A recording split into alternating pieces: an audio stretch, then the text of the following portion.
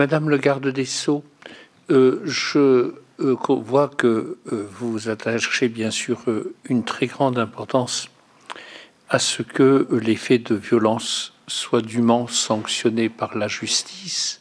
Je voulais revenir sur la question posée par le président Philippe Bas, car vous nous avez dit que s'agissant de la loi de 2010, en quelque sorte, elle commençait à se mettre en œuvre au mois de mars de manière quelque peu incoative, mais beaucoup de représentants des autorités publiques ont eu l'occasion de dire dans les médias que les casseurs, les personnes violentes, étaient finalement connus, identifiés, repérés, que c'était des gens par rapport auxquels on avait quand même un certain nombre d'indices. Et à cet égard, on peut se demander pourquoi il n'y a pas davantage d'application de cette loi s'agissant des faits préparatoires, eu égard aussi à l'action des services de renseignement et notamment de la DGSI. Je voulais peut-être mettre cela en lien avec une deuxième question que je voulais vous poser, s'agissant des provocations à la violence sur Internet, puisqu'il est assez clair que beaucoup de rendez-vous, beaucoup de consignes sont passées par Internet.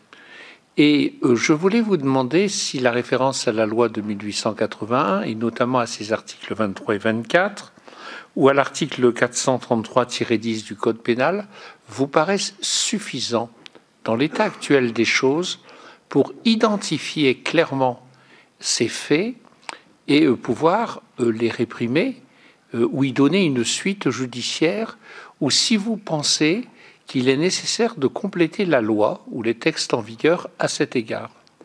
Enfin, permettez-moi de revenir un instant sur la question qu'a posée Marie-Pierre de La Gontrie. J'ai bien entendu vos réponses, mais il peut quand même être...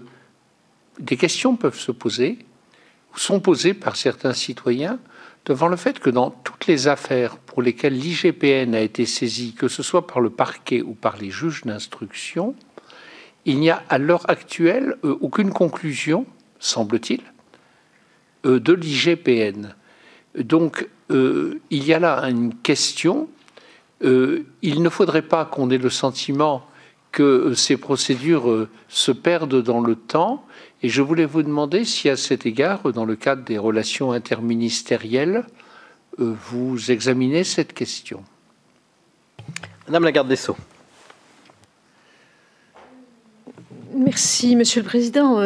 Monsieur le sénateur Sueur, sur votre première observation, c'est-à-dire l'utilisation de la loi de 2010, vous me dites il y a des gens dont on sait qu'ils appellent à la commission de violence. Oui, absolument. Mais vous savez fort bien, monsieur le sénateur, qu'entre ce que l'on dit et la preuve judiciaire, il y a parfois une nuance ou un gouffre. Et donc, bien sûr, il est important que nous ayons des renseignements. Mais le simple renseignement ne fait pas une preuve. Et c'est la raison pour laquelle nous devons objectiver ce renseignement. C'est la raison pour laquelle, et c'est ce que j'ai dit en réponse à Madame de La Gontrie, c'est la raison pour laquelle nous ouvrons des informations judiciaires pour pouvoir objectiver ces renseignements. Donc, nous essayons de travailler dans le temps judiciaire et en respectant les exigences de l'état de droit qui nous obligent à objectiver des « on dit que »,« on sait que »,« on pense que ». Nous sommes obligés de travailler sur des faits objectifs. Sur le deuxième point, c'est-à-dire, qui se rejoint d'ailleurs pour partie, la saisine de la justice pour ceux qui, via les réseaux sociaux, incitent ou légitiment des actions violentes. C'est vrai que l'on voit beaucoup ce type de phénomène. Vous me demandez si les textes législatifs dont nous disposons, c'est-à-dire le 433-10 du Code pénal et la loi de 1881, dans son article 24, si ces dispositions législatives sont suffisantes ou non.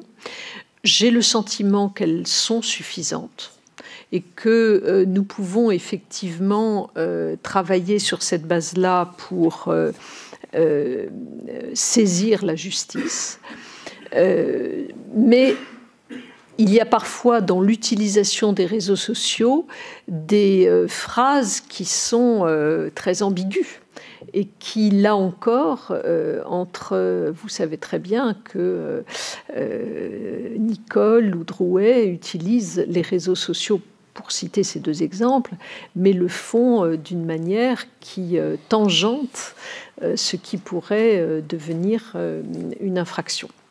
Donc nous sommes extrêmement prudents. Il me semble que ces textes nous donnent une base suffisante. Sur le dernier point que vous évoquez, qui est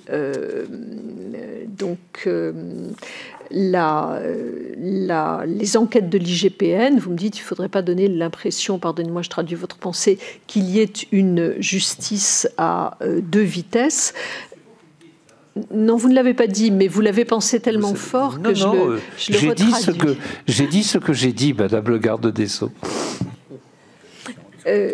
Je crois en fait que très souvent ce sont des enquêtes qui sont assez complexes et donc qui donnent lieu à un certain nombre à certains délais pour leur mise en œuvre. Comme j'ai eu l'occasion de le préciser, il y a eu pour le moment sur les 290 17 résultats qui n'ont pas donné lieu à des suites pénales.